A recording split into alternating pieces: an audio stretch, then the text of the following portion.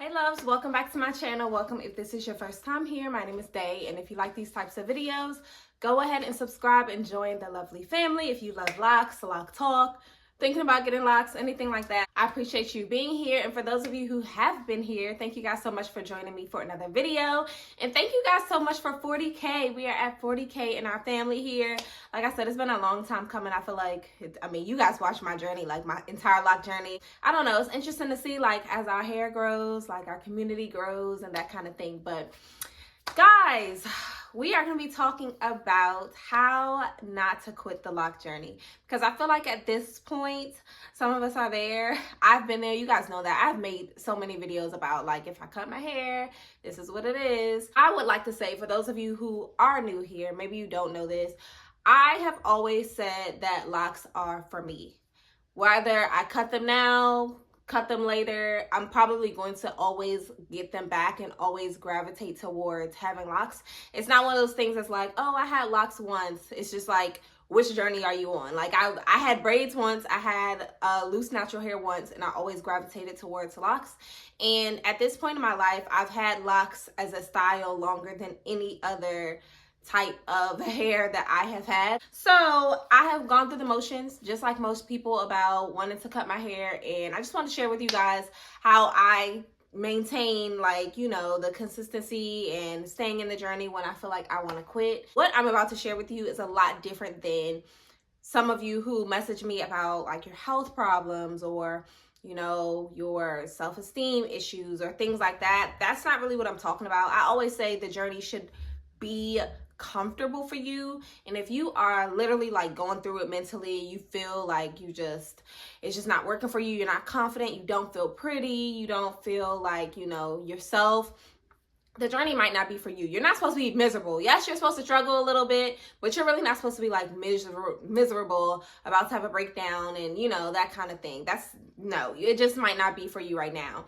Or if you really have genuine health issues, like I know some people have like health problems where they are shedding at a tremendous rate or balding in certain areas, and you can't really hold on to the lock journey. There's like absolutely no shame in that. Like, please do not feel like you have to hold on to your journey. I'm not talking about you at all. I'm talking about those of you who are like me, where you're just like, I'm getting tired of it. Okay, like, is there anything else out there? The first thing I do is weigh the pros and cons financially. Now, I know some of you guys go to a loctician and you know, spending bread, spending, you know, whatever, just for the luxury experience, and that is perfectly fine. I'm all for it. If you find somebody who could take care of your hair, and if you just have it like that, then go ahead. I, however, and some of you can think about this in the same way, have gotten very spoiled. Okay, when I hear about the amount of money that my mom, my friends are spending on their hair, y'all, if anything will make me keep my journey, that's it. Not that I don't want to spend it, I just don't want to spend it on hair. You know what I mean? I think the last time my mom got her hair done, she got extensions. She paid close to $700. And that lasted her, I think, about 12 weeks, which is not bad. Don't get me wrong, it's not bad. It's just that if I'm gonna pay $700, y'all know me, your girl likes to shop. I would love to pay $700 and have whatever I paid $700 for last me like several years. Whereas if you spend $700 on your hair, now you got to get your hair done again in 12 weeks and pay another $700. You know, it's just a never ending cycle. So for me personally, it's not that that is an outrageous amount of money. It's just that certain things are worth it to certain people, and that's not worth it to me. So, you know, the extensions, and they're beautiful. Oh my gosh, I really love braids.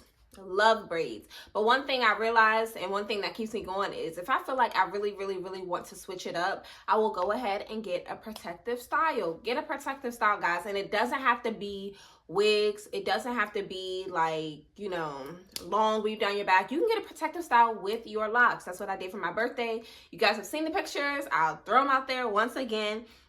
I'm going to try to get another protective style soon, like in the new year, where it's like my locks and then some extended braids at the bottom. Like, kind of make things interesting. I feel like when we get tired of our locks is because we are seeing other things and we feel like other things will look nice on us. But there is such a uniqueness in having locks. Like, you get used to it once you have them, but it's like when you walk into a room, you are noticed by your hair. Like, people love locks, and, you know, it just takes a little bit for us to appreciate our hair again sometimes. So that's why I say maybe switch it up a little bit. Another thing I like to do when I feel like cutting my locks is go to the beginning of my lock journey, or go to the style you have right before you got locks. Now, some of you are at the beginning of your journey, so it's a little bit different.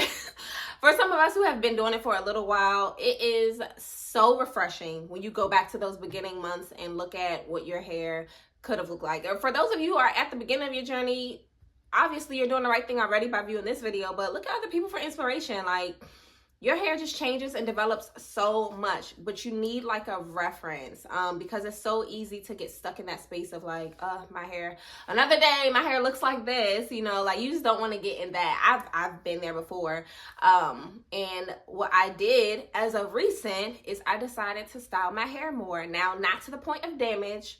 I try not to style it to the point of damage, but I just really kind of realized like there's no reason why I'm doing nothing with my hair. You know, like it's something about having that fresh, I got my hair done feeling.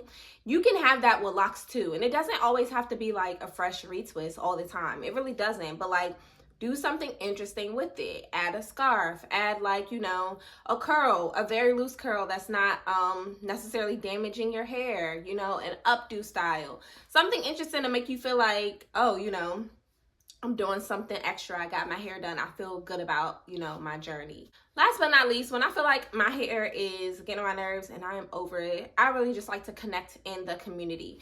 You guys, there are so many different lock pages on Instagram and YouTube. Some of them are a bit much. I'm gonna be honest. Some of them are a bit much. However, if you can find some good ones, and those of you who know of some good ones because you've been there, drop them down below. On my first journey, I used to follow so many like lock content pages, Pinterest ideas, inspiration, you know, just things that like keep me going and make me feel like I am a part of a community. And culturally, when I went on a vacation to an island, it was Jamaica. Let me stop acting like it was, you know, somewhere unique. It was Jamaica.